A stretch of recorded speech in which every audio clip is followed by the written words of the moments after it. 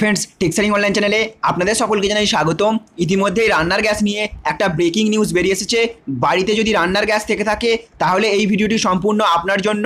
ভর্তুকিযুক্ত এবং ভর্তুকিহীন সকলের জন্যই বেরিয়ে এসেছে এই খবরটি। আবার বাড়তে চলেছে রান্নার গ্যাসের দাম, আর আজকে থাকবে এই নিয়েই আলোচনা শুরু করার পূর্বে আপনাদের কাছে করবো একটা ছোট্ট রিকোয়েস্ট।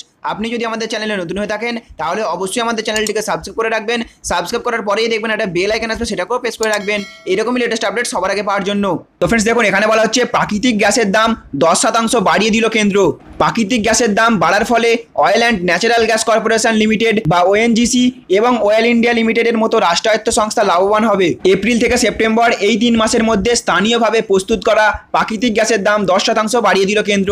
এই 10% দাম বাড়লো আগের 6 মাসের তুলনায়। দামটি বেড়ে এখন হলো $3.69 প্রতি million metric British thermal unit অনুযায়ী।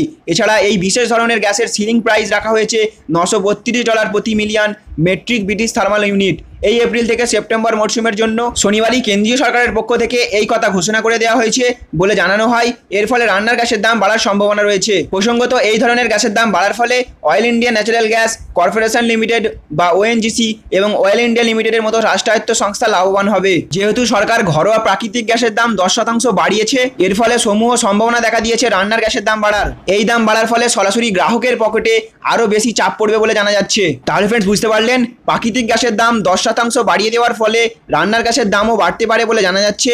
আগামী 1 এপ্রিল থেকেই বাড়তে পারে রান্নার গ্যাসের দাম। তো ফ্রেন্ডস, আপনি লাস্ট কত টাকা দিয়ে রান্নার গ্যাস ভরিয়েছেন অবশ্যই নিচে কমেন্টে জানাবেন। তো ফ্রেন্ডস, আজকের ইনফরমেশন এতটুকুই।